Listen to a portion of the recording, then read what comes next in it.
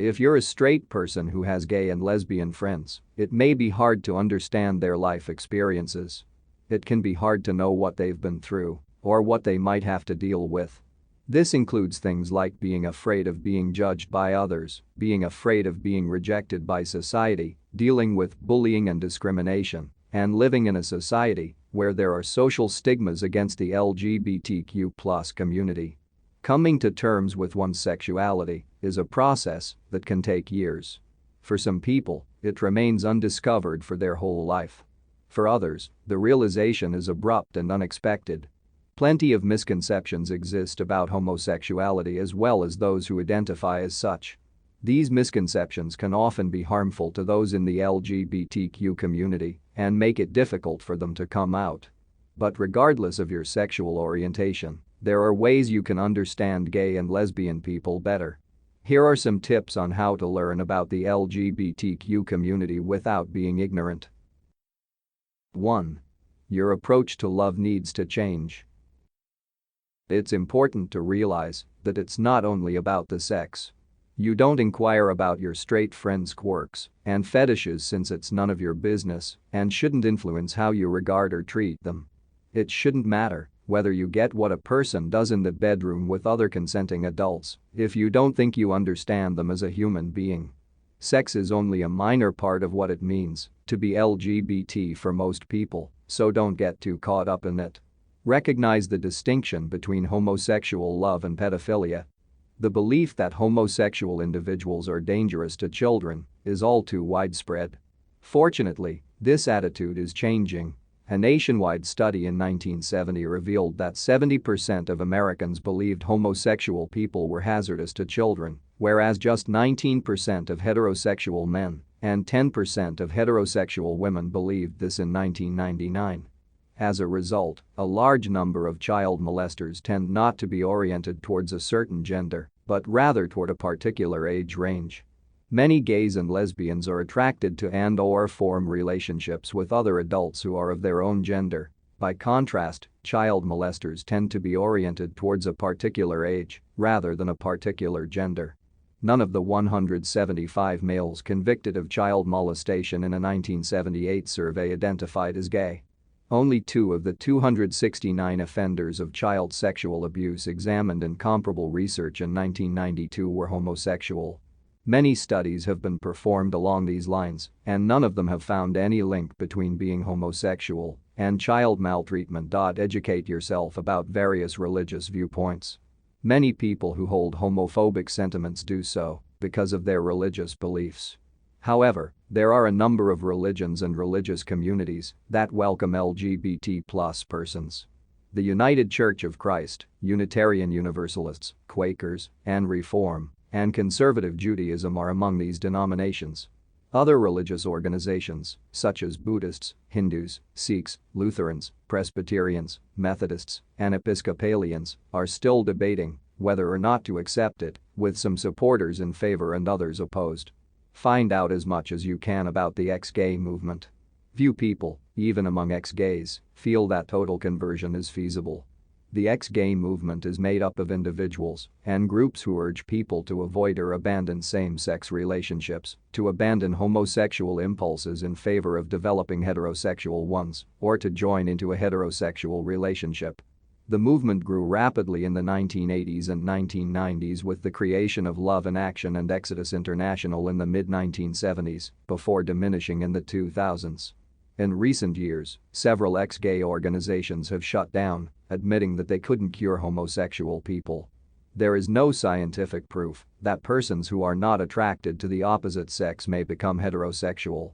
On the other side, there is ample evidence that attempting to change someone's sexual orientation may be extremely harmful. It's important to remember that being homosexual isn't a choice. While life for LGBT persons in America has improved dramatically in recent decades, many gay and lesbian people continue to suffer as a result of their sexual orientation. Approximately 40% of homeless kids identify as LGBT, with 68% citing familial rejection as a key cause. In comparison to heterosexual kids, LGBT youth are 4 times more likely to attempt suicide. Bullying, drug addiction, and sexual assault are also more common among them. Gay love is outlawed in many nations, and it is even punished by death. With all of this in mind, consider why these people would choose to be LGBT. 2. Asserting equality for gays and lesbians. Respect for their humanity is essential. This is the most crucial aspect of comprehending gay and lesbian individuals. They are just as complicated an individual as anybody else, with aspirations, objectives, and interests that are far more important to their identities than the gender to whom they are attracted. You're well on your way to understanding gay and lesbian individuals if you think you understand heterosexual people. Don't believe stereotypes. Some gay and lesbian persons fit into all of the prevalent stereotypes, while others fit into some, but not all of them. Some straight persons appear to be homosexuals, while others appear to be straight. There's no way to identify someone's sexual orientation just by looking at them, listening to their voice, or studying their body language. It will be simpler to accept LGBT individuals as persons the more you learn to let go of preconceptions. Keep your ego in check.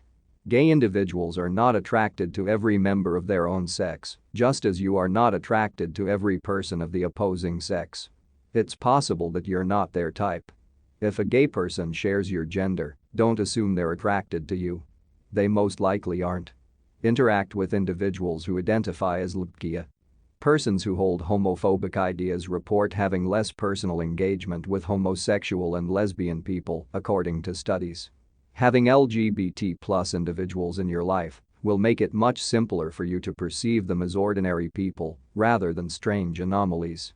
If this isn't feasible, consider reading books, viewing gay-themed television series and movies, or watching documentaries about LGBT+ problems.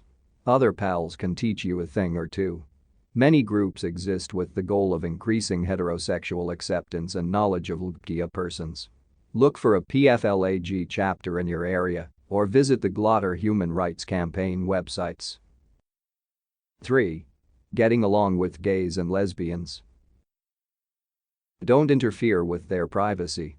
Coming out is an extremely personal decision. Never ask someone about their sexual orientation out of the blue if you believe they may be gay or lesbian. The person will raise this topic with you if it's something they'd like to discuss with you. Don't judge someone harshly if they tell you they're gay. Do not say, "You, really?" to someone who is coming out to you.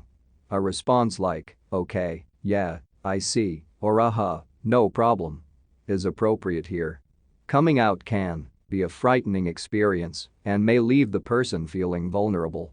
You are really blessed when someone just starting out shares a part of themselves with you. It takes a lot of trust for someone to provide this kind of openness. Your care is a result of them confiding in you, so let them know you appreciate it. You may also inquire, what is the length of their acquaintance? Has it been difficult for you to keep this private, or has it been difficult for you to keep this secret if they appear eager to talk about it? Often, homosexual individuals are perplexed by everything or are still trying to figure out who they are. Don't go any further than the individual is willing to go.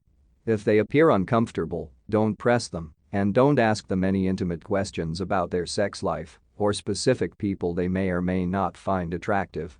Recognize that not all LGBT persons wish to respond to your inquiries. While it is wonderful that you desire to learn more, identifying as gay or lesbian does not imply that a person wishes to guide straight people through the process of understanding LGBT people. Just because someone is homosexual doesn't imply they should be your go-to person for LGBT+ problems. Some gay and lesbian individuals would gladly serve as a resource for you, but you should not presume this. If you know a homosexual person and believe they would be willing to answer some of your questions, ask them respectfully. If they say no, step back graciously. If they are having difficulty, assist them. LGBT+ persons may suffer prejudice, bullying, even from loved ones such as family members, self-hatred, and disorientation in their daily lives. They may have suicidal thoughts and/or have tried suicide in the past. If they are going through a difficult moment, show them sympathy and acceptance. They could be in desperate need of it. Make use of suitable terminology. This should go without saying, But never use homosexual or other anti-LGBT slurs. Straight supporters of the LGBT community must use polite language when referring to gay and lesbian individuals. It is true that there are several terms used to refer to members of the LGBT community. If you're not sure whether a term is correct or offensive, or if you're not sure what word to use, be cautious and don't use it. Do not presume you can refer to yourself as a certain word if someone else does. It varies depending on who is saying it and who it is about. Demonstrate empathy. It means to relate to someone's experience rather than feeling for them. Empathy is taking on another person's situation. Ask yourself, what would I feel like if I were in the situation? If you're unsure of how to respond or treat someone, consider that heterosexuality offers advantages in life that gay people and lesbians do not enjoy, and that discrimination against LGBT people can negatively affect their health. It is human nature not to want to cause someone pain if you truly sympathize with them. If you're a